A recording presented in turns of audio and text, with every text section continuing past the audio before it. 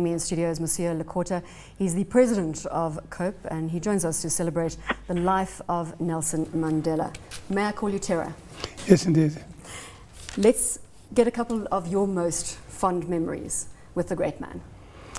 Well, top of the range is the meeting on Robben Island when I got the age of about 26. And we, of course, had the fear of going into jail. And we knew, of course, that Robben Island was not just a prison, it was not an ordinary prison, there was something unique about it. People were sentenced there, especially political prisoners, without remission of sentence, without parole. And some of the people, in fact, were dying there because of terminal illnesses, etc. So it was quite a harsh world. But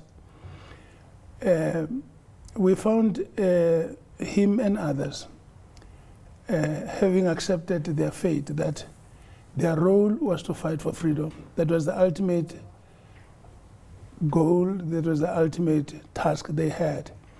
And the fact that they faced the prospect of possibly dying there did not turn them into bitter and angry people. They were very busy trying to cultivate those of us who arrived there with sentences that were going to end at some point or the other.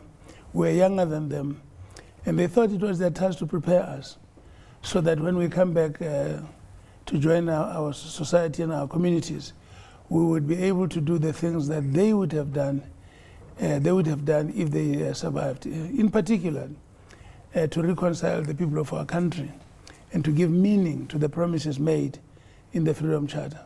It made the prison look just like an ordinary type of life. You had so much personal interaction with this great man.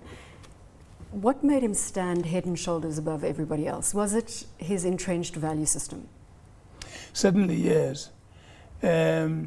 Nelson came from a very traditional background in the countrysides of South Africa, because that experience is common to the whole of the country. If you come from the countryside, respect for the elders, collective survival, we.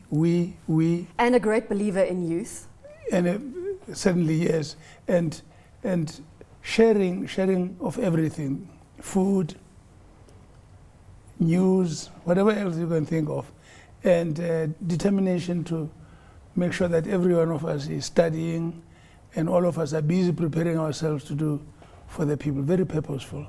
The question I asked Stephen Kossef just a moment ago is where to for the business community in South Africa and where to for the country. What are your thoughts on tomorrow and the next day and the day after? I hold very firmly to the view that we have a great task to penetrate business, workers, sections of society, in particular these two sections. It's important to understand on all sides that unless we cultivate our economy such that it operates effectively, such that it expands, and therefore that greater numbers of South Africans have jobs, have something that daily gives them a reasonable prospects of survival, and jobs are critical. And if you want to create job, you need business to invest. In employment. You need businesses to invest in employment, and that was one of the key tenets of and create employment. And it's important even for the employed workers to understand that they have a role to contribute to the expansion of the economy. That if they are employed and their fellow workers are also employed, then they don't have to have too many dependents, and that kind of thing contributes to stability for everybody. The closest to solving the unemployment problem is perhaps education, and that investment also into education across the board. Well, I wouldn't say the closest. I would say the principal foundation for solving the problem of unemployment and all the problems you can think of is education. The first target must be the transformation of the human element, so that all human beings have prospects of being able to look after themselves and not to be dependent. With education, you make that possible for everybody, and people can haul themselves out of poverty, out of homelessness, and all of those other kind of things.